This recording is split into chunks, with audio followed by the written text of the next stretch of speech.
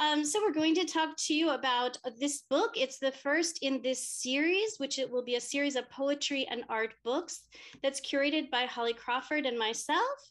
And we're very excited to have this series of books. We have several ones coming up next year, and from artists from different parts of the world and poets from different parts of the world. So I'm going to ask Holly if she'd like to say anything to start us off. Would you like to? Well, Anne and I came up with this idea. It was sort of, I was mentioning it. She says, wait a minute, I'm thinking of that too. So it was obviously one of those moments, and it was great. And Anne said she had been working with Zolt and talking about it. So that is the first one. And it is, as I said, distributed in SPD and John Rule in London. Yeah. So, which is also fantastic that we have these distributors for our books. And so one of the two of you discussed this book, Battlefields, which has been reviewed already. Yes. It's very exciting. And also the Poetry Foundation had put up a link and information about it. And so I'd like to thank them too. So Anne and Zolt, please discuss your book. So this is the book. It's already available for pre-order with SPD Books, spdbooks.org. And this, you can find out more information about our book. And it's very exciting. So I'm going to start just as Holly mentioned, we talked about that we could do this series of books. I had just curated the Cloud9 Pavilion as part of the Bangkok Biennial. And we did a special series of events connecting people who were writers with the artists in the pavilion. And so that was called Ekphrastic Fantastic, which was part of the Versopolis Worldwide Festival of Hope, part 2. And it was during this Bangkok Biennial that I got to know Holly Crawford, and she wrote our inaugural poem. So poetry was very much in the mix. And so we talked about, furthering this. She had some ideas of some really great artists and poets, and I had some great ones that I had just recently worked with. And so it blossomed, which is really great.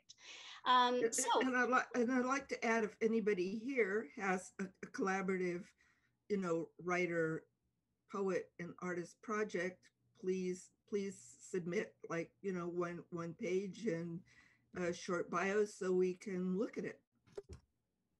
Yeah, that would be really great. Yeah, because we are going to have this ongoing, we haven't decided a limit to how many books we'll do. So, and they're very small. They're about 46 to 50 pages. You can see, narrow. So it's quite nice. And yes, so that's the introduction to the series.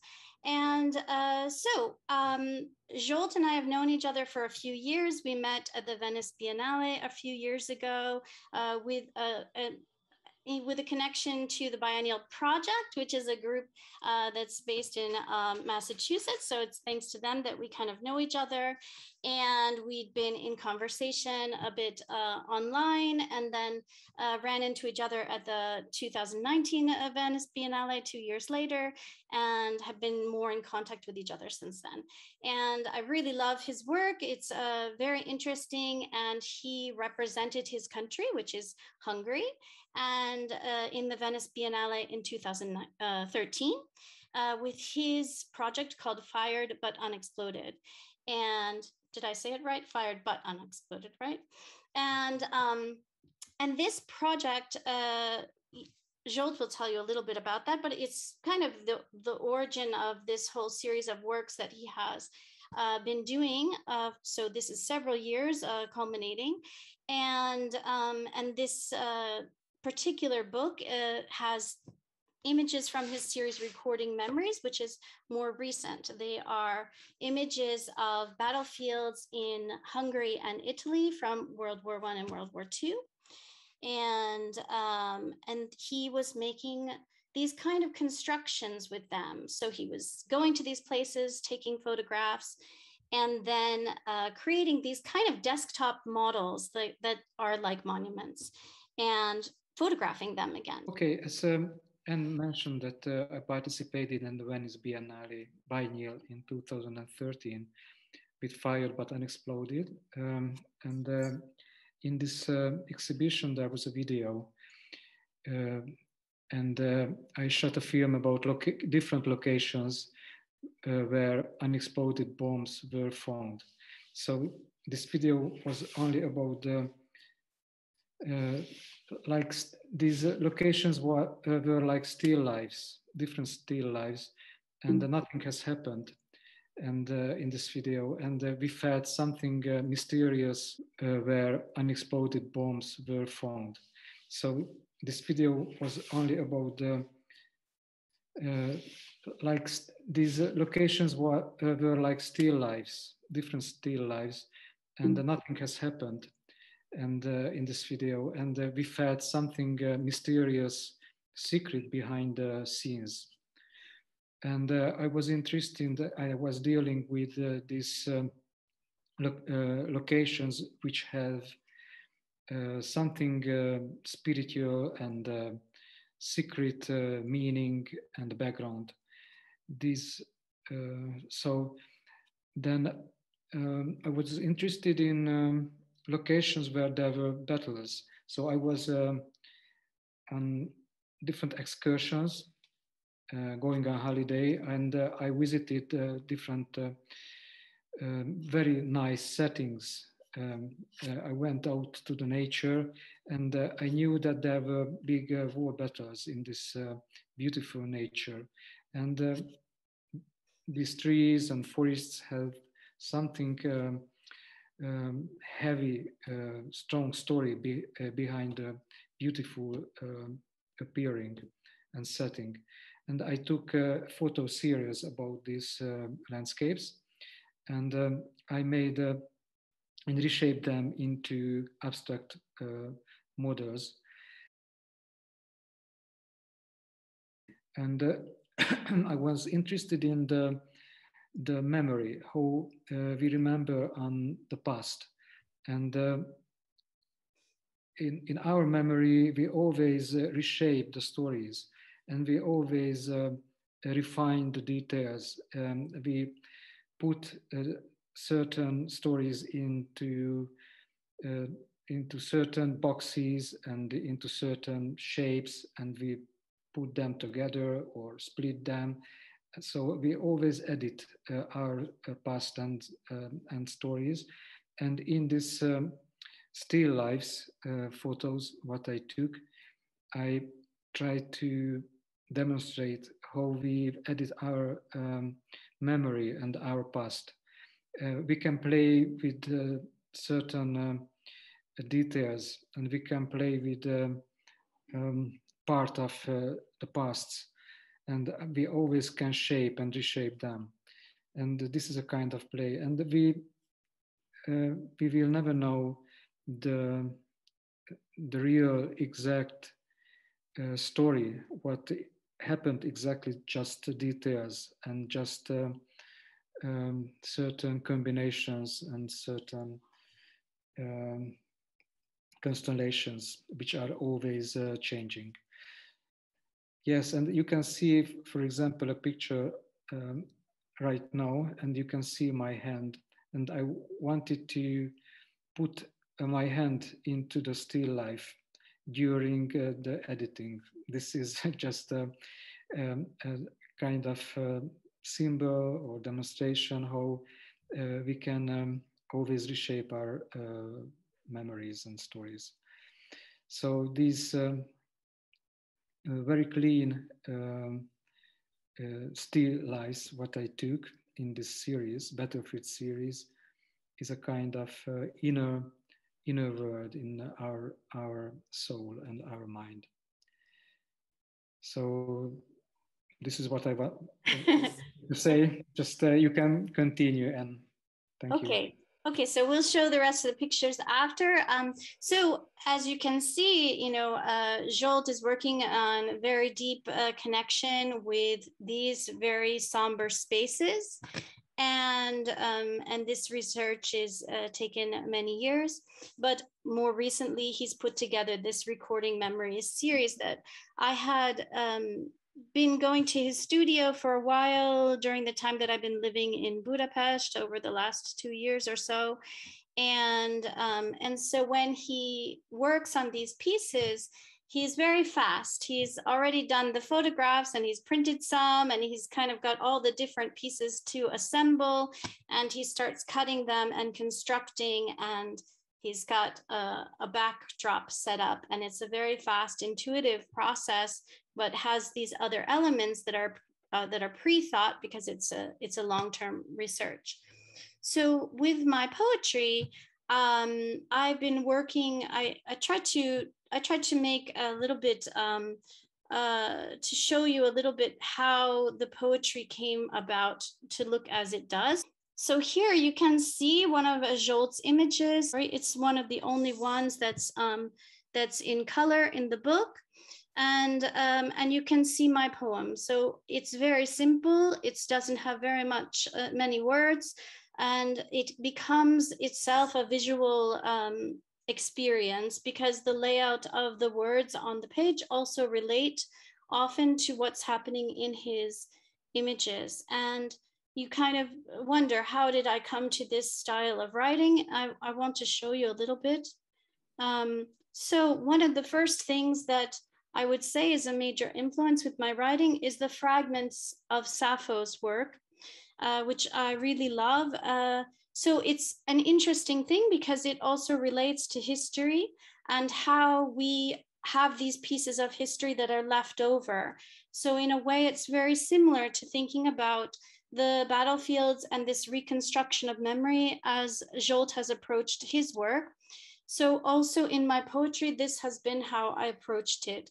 So in the past, I was writing a lot of fragments because I was influenced by Sappho's fragments. So these are a few fragments by Sappho, which you can read, or I can read one here. And on soft beds, delicate, you quenched your desire. As a wind in the mountains assaults an oak, love shook my breast. So this, you can see there's like a whole story within just a fragment.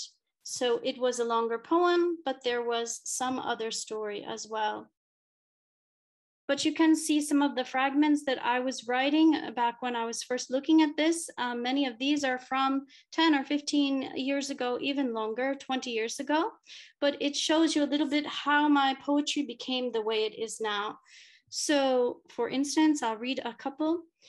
Filled with bitterness, I chew words as parsley to try to cure my sickness. I have written you 1,000 times. I need your name for absolution. Unrelenting vigor of the waves. Bound like rope, twirling in tides of sleep. So it's very suggestive, and this is what I carried into then approaching, also looking at the way that Emily Dickinson used punctuation, syntax, as well as you can see here, and as well as E.E. Cummings and the way that E.E. Cummings breaks up words. So probably a lot of people are already familiar with Cummings, but this way of breaking the words in English and changing the punctuation really, for me, it's incredible and really influenced me a lot in my work.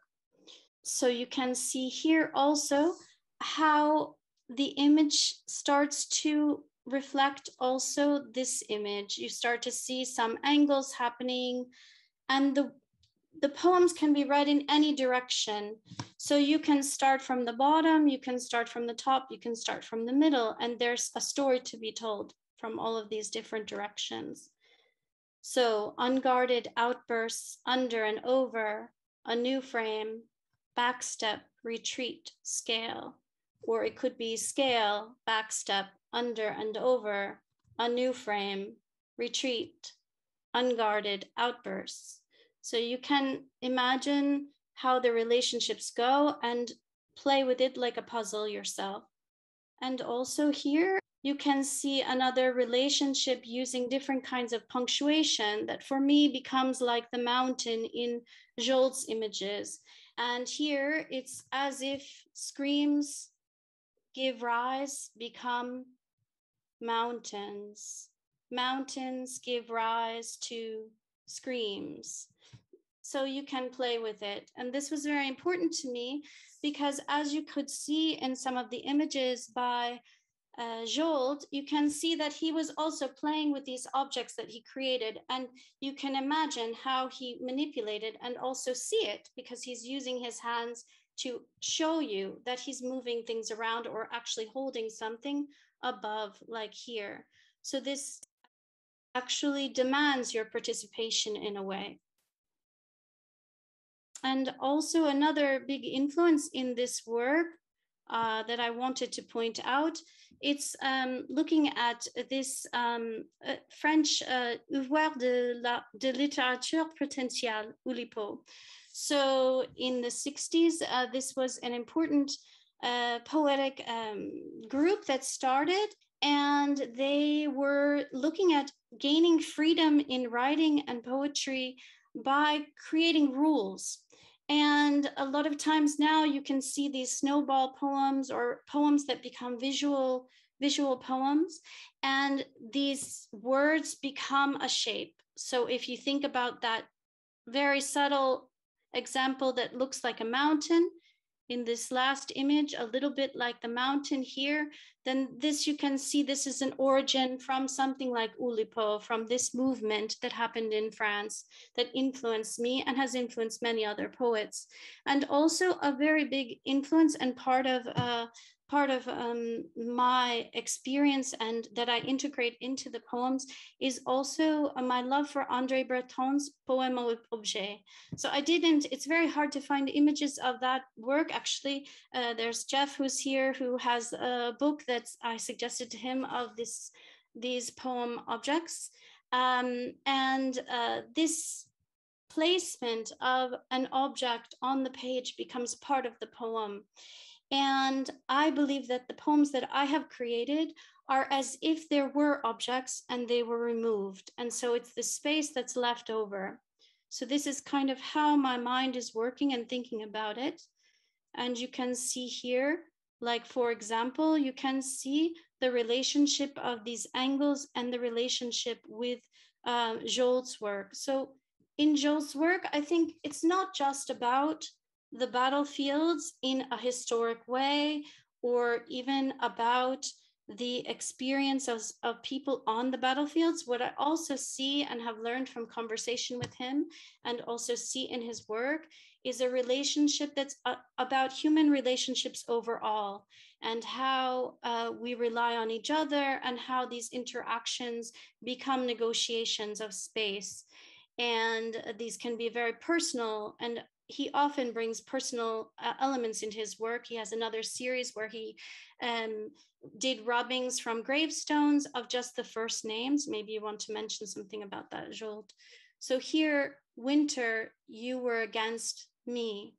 And you can see this kind of relationship of these two objects leaning against each other and something happening, and then these angles in the poetry. So maybe I'll stop here and we'll go back to looking at some more of Zsolt's images, and then we can come back to this. Would you like to continue, Zsolt, to say something? No. You said so many good things, so. I don't know. So let's click through a few more of these images then to kind of get an idea, because then maybe you see them differently now that you see this relationship.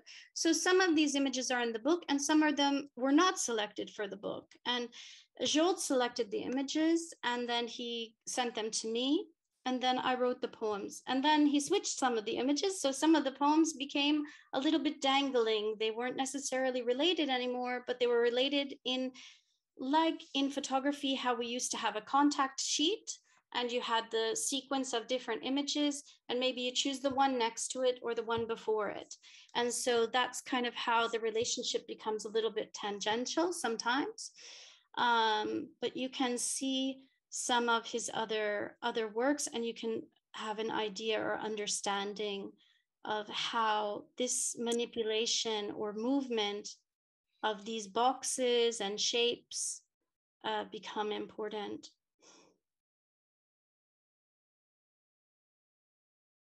Yes, it's interesting that we always say that these are photographs, but I find them installations. Mm-hmm. Yes. These are documentations about installations, but the documentation has an important and fine quality. So the photograph, I mean that the photograph must be has to be very, very, very fine and clear, and it has to be like a painting. So shadows, lights are very important. But it's very difficult to decide whether it is just only a photograph or an installation. Both are very important for me. So they're real objects and installations as well. Yes, this is just a detail I mentioned. I think that that's interesting because there's an element because they're made out of the materials, like when you're, as an architect in the past, before we did so much on the computer, you built out of these materials, which are this foam core, we call it, this white board that's very lightweight. And it was something you might keep, you might not keep. It's sort of got this temporary feeling. It's not necessarily archival. So what happens is your installations become like a happening. They're like something that happens, it's an installation, and then it's documented, but it becomes something separate from that. So it's got this duality I see in the two elements of temporary and permanence, I think is important to think about. So I'm glad that you brought it up. So what was curious to me, we did get already a review from the Poetry Foundation, which is I'm so happy about. And one of the poems that they chose to write about was this one, which in fact is one that Zsolt had changed the image here, and then we had to decide, will we keep it or not, because originally it went with a different image. And so that was curious because it meant it succeeded. It was like, okay, this is a question, and then this is an answer, because it was still came through very clearly, which I was sort of a bit nervous about, but it worked. And this piece, because here, this idea of government here and people, it's very important also to notice the elements that are in bold, to have the P in bold and the crossing out of the all and itics. So this forms the word politics. So it's like you can make interpretations of the things that are happening in the poem, and then you reflect what's happening in here. There's something happening underneath this ground. So again, this is another one that's looking at these different relationships with how words can be broken up. So this is really a direct lineage from E.E. Cummings, I would say, subliminally. So enfold sleeping bodies, eternal rest from desire, enfolding sleeping bodies, rest from eternal desire. Desire, eternal, rest, bodies, sleep. So again, it's a poem that you can interact and choose. And one more that I want to say, this is the last one of the book, but we've only seen a little segment of the book. Grounds of battle remind me to rise again as buried memory. Grounds of battle of buried memory, grounds of remind, memento, to battle, rise again, buried memory.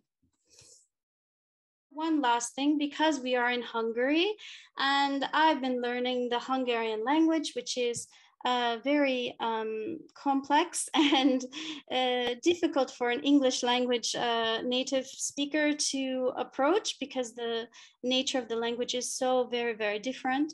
But I really see the relationship between the language and how Zsolt creates his works, and this relationship to typesetting. And I write about that in the introduction to the book. because we used to have movable type. And I really see the way that he's working with these kind of semiotics of these pieces becomes like this element of movable type, and also of the way the linguistics of his native language works, which has root words and then these affixes, so they can be suffixes, they can be prefixes, and the order is a pragmatic order in the grammar. And this pragmatic order shows the emphasis of the importance of the different elements. And you can really play around and modulate. And that's very much like how Zsolt builds his installations. Hi, Anne. This is Fong. I just wanted to congratulate you, and this is such a wonderful piece. I did share that I will purchase a copy. I'm just out and about right now, but would love to explore the photography, the images, and read your poems a little bit more at my own private time. It's just that it was early Sunday morning for us here in California. So congratulations again. And like I said, I'm really excited to be here to support your work, but also to be able to get a glimpse at some parts of the world that I'm actually not very familiar with. So this will be an eye-opening experience for me. So thank you so much. It's really great. Fong is talking to us from California, but we work together in Shanghai. So we've been around the world, so to speak, connecting. And she is also a writer. We did a project, a video poetry project in the past that showed at Vietnamese Alliance Museum here in Orange County. Anyway, so Fong is a wonderful writer, and her story was about her experience as a young child, as a refugee from Vietnam. So thank you so much, Fong, for attending our talk. I really appreciate it. It's wonderful. Okay, some people are asking about the pre-order. As far as I saw today, it looks like on spd.org that you can pre-order it. I can just give you the link, the direct link now, because a few people have been asking in the chat. So that's the direct link. So you should be able to pre-order. If not, I think it should be available no later than the 15th. It was supposed to be available already, but sometimes things don't work the way you expect. So I will be posting some reminders about that, but you should be able to pre-order already at that link. I tried it out earlier, so I hope it does work. And there's also John Rule, as Holly points out. Let me give you the John Rule site. Yes, so John Rule, and I think it should end up on Amazon or something as well. I think some of our other books end up there. So okay, so that's the other connection. That's the other link. What about, does anybody else have any questions for us? Yes, Cyrilla, please unmute yourself. Yes, please. I lied. I don't really have a question. I appreciated what you both had to say about collaborating on the book, and I was really struck. I mean, I'm still with it, about the combination of the somber and the playful. And I'm interested in that myself, obviously, but it just hit me, and I appreciate that. And it's like things are not that simple. And I am actually really excited to receive my copy of the book. I'm more enticed than before I saw this, you know? So thank you for your presentation. Well, thank you so much. it's an honor to have your commentary, and just to introduce, this is Cyrilla Mosenter, and she was the 2020 Guggenheim Fellowship fellow recipient, and also she's in the Bangkok Biennial. I curated her into that project, so I really love her work. She also was a teacher at Pratt Institute for many years, where I attended for graduate school, and that's how we first met. So I'm really touched that you're here to share your thoughts, and that you felt encouraged or more interested even now that you have seen the presentation. Thank you. Thank you. Thank you so much.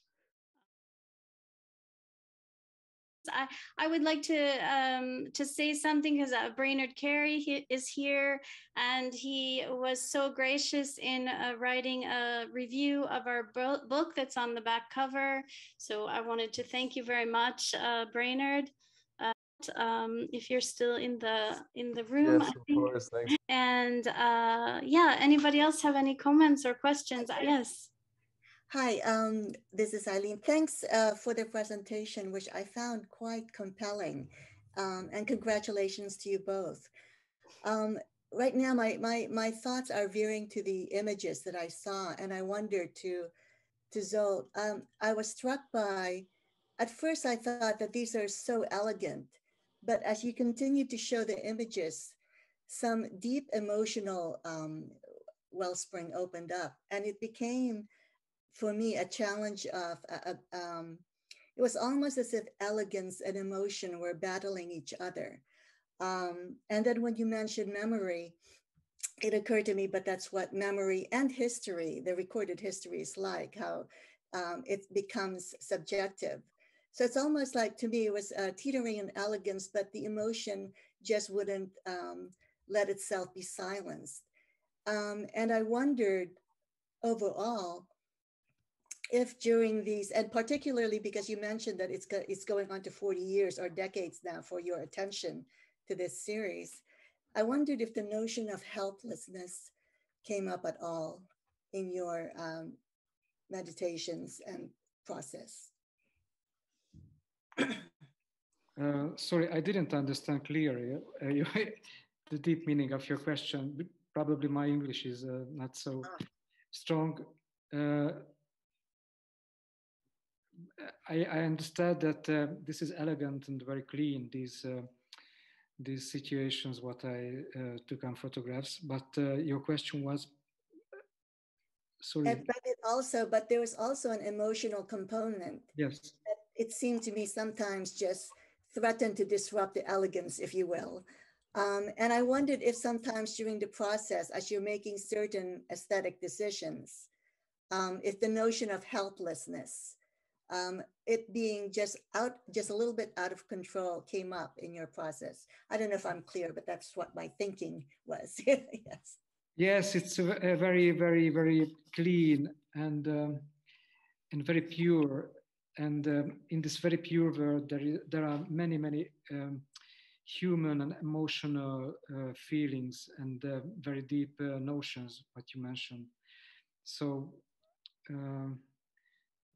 How can I say that this very clean word is very important to me, because I can illustrate the philosophical background of this word. So this is like a soul, an inner word. So this is not a real life where we are in this world, which is our setting.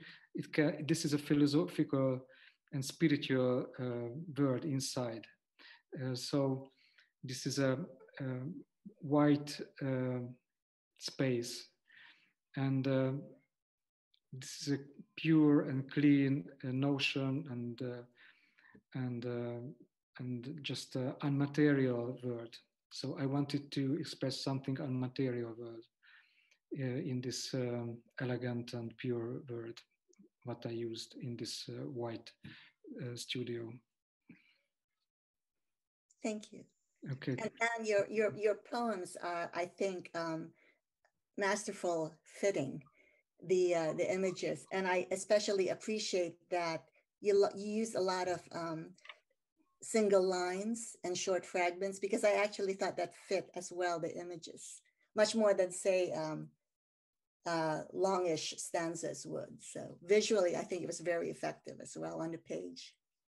Yeah, it's really interesting how it came about, because I've been thinking about it for a while. I had proposed the idea of doing a book, well, to write poetry about another series by Zsolt that was this Canon series that he had been kind of manipulating these printouts of different images by some artists that he admires, I would say. I hope I'm saying it correctly. And he made these kind of still lifes, also desktop still lifes.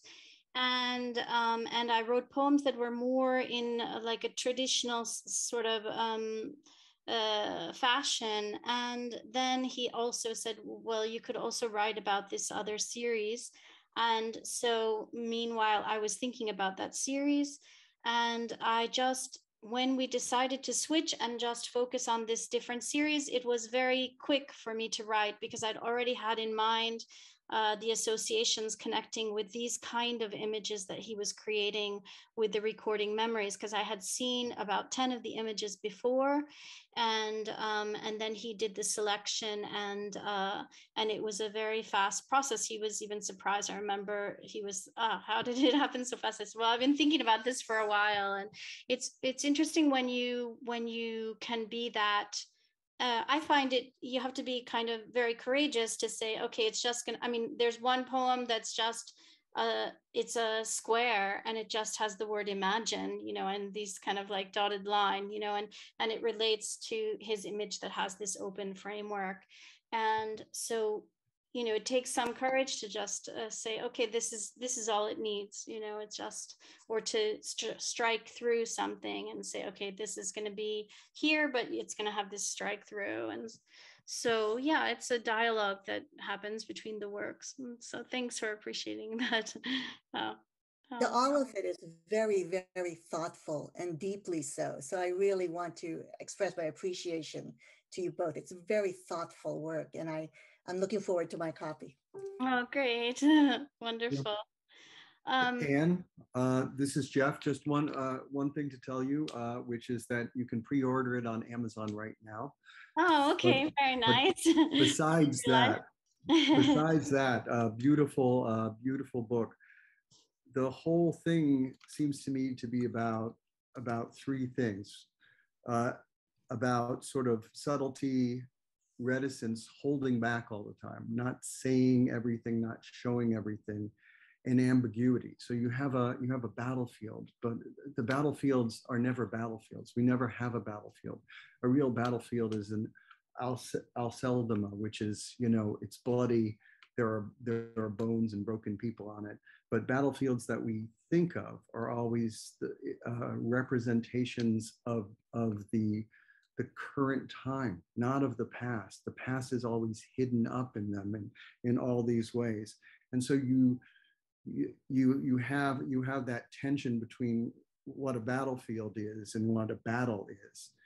And you never say too much. When Zsolt puts something together, it's very simple, it's very beautiful, it's subtle, and it's also architectonic, meaning it is a shape in space. It is not a flat structure, meaning that you're trying to embody three-dimensionality at the same time.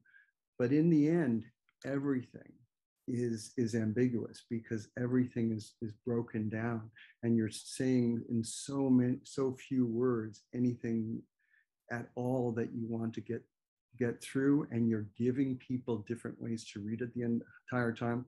So I think it's great because it's also accessible, beautiful, and it's visual from both ends. And I think that's a really probably important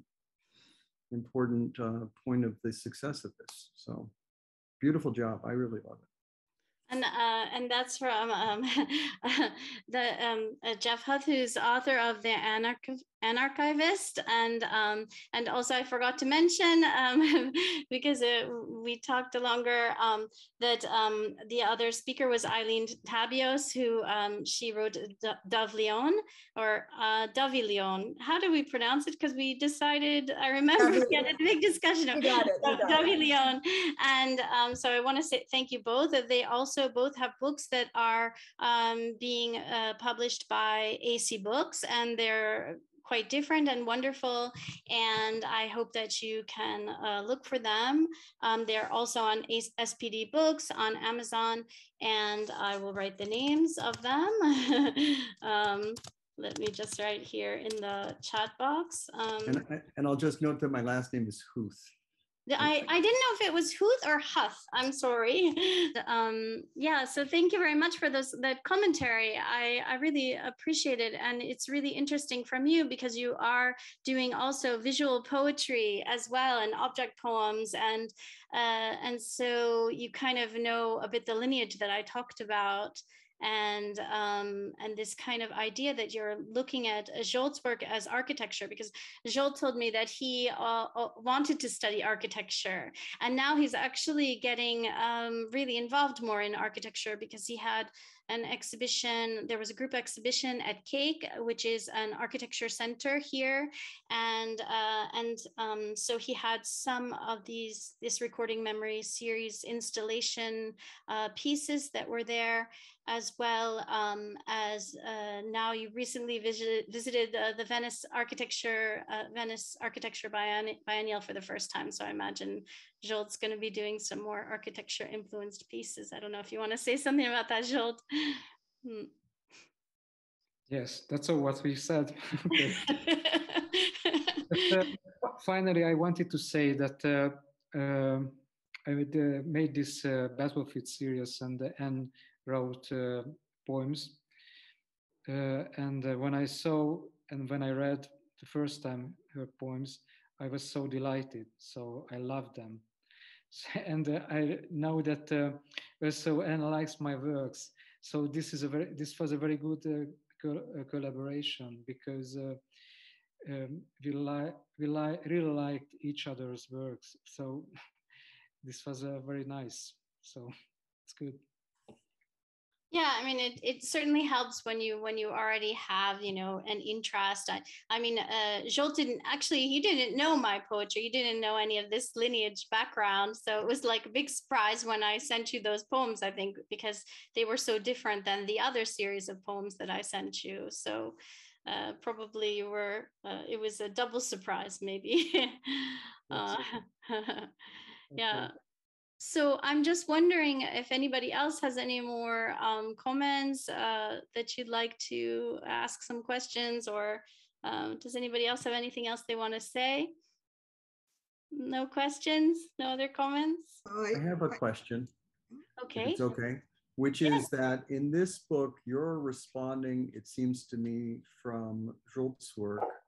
But is that how it works in each one of these? Meaning it's a verbal response to the visual, or does it sometimes go in the other direction?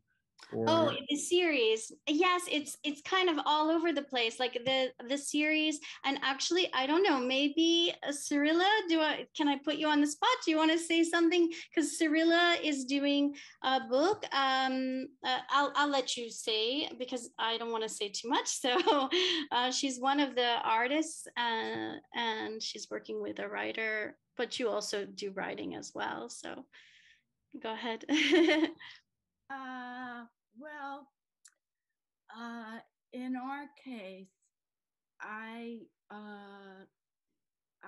put together some images. Well, I mean, I'll just say that the format of the book is vertical and my work is decidedly horizontal. So that was a problem. But problems are good because you have to think differently. You have to find new solutions. So I thought it was necessary for me to begin the process and finding a way to use that format to advantage. And so I did that, and now I'm really excited about it. I'm thrilled because I got to some place I wouldn't have gotten otherwise. And Catherine is now putting together her response to that, and she will send me material, and then I don't know, will that change my thing or not? I'm not sure. But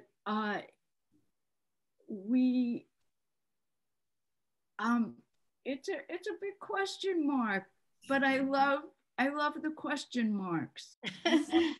And I love the fact that I was challenged format-wise, and I got out of my the groove I was in. And one of the things I like about making work generally is that I like to get out of the groove I'm in and find something new. And so I'm looking forward to what Catherine sends me and how that will shift things or not. I don't know, but I'm thrilled for the opportunity. I'm just really happy about it. So.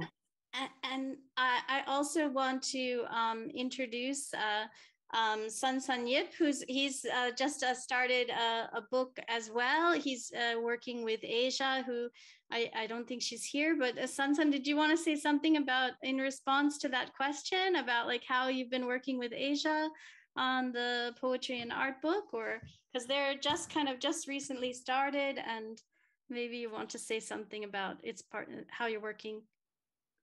Oh, we can't hear you for some reason. Maybe you have to unmute. I think you have to unmute. I will ask you to unmute. It should be able to unmute. No, you're still muted. Okay. Okay. Can you hear me? Yes, great. Yes. So San Yip. I can't say much for the moment because we just started. So we wait to the development and let's see, because Asia, she's a very busy mother and writer, so I don't know yet, but I try to get something out, and very soon, let's see. Okay, so San's a visual artist. I met him many years ago in Paris when I lived in Paris, and he's stayed in Paris all these years. And so he's going to be working with Asia, who's a writer, and I look forward to seeing what you're going to do. So it's great to get some comments from you and from Cyrilla about this process. I don't know if that answers enough your question, Jeff, or what do you think? That's great. Certainly, congratulations. It's a good project. And,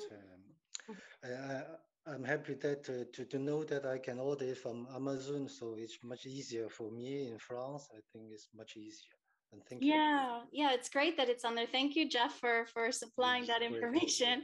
I put the link in the chat. So, and are there any other comments? I don't know if anybody else wants to comment. You can order from John Rule in Europe, UK, and Ireland, and he has our books and he's distributing in Europe, so that's also easy. Yeah, I put the link in the chat as well. So we have John Rule, the link for John Rule, and also the link for SPD Books and for Amazon there. Probably they'll also be in different places, different local bookstores, according to where those two distributors distribute from. And so, yeah, so it's really great. If anybody else has a comment that they'd like to add, we can close off with their comment. Does anybody else have anything else that they want to add, or because otherwise I will turn off the recording and then it could be free for all. But anybody else have something else to say? It's okay. Thank you. And I have another question. Okay, great. Can you hear me? Yes. Okay, I just have one quick question for Zsolt. The installations, they seem to be sized tabletop size. Yes. How big do they get, or if they get that big?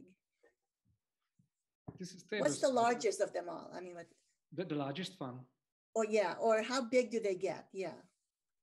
It's about half meter weight and height. So it's not too big. So 50 centimeters in every dimension. So the size of the work, what's the significance of that to you? Yeah, it's important, the size, because I don't want to make big works. So it's interesting.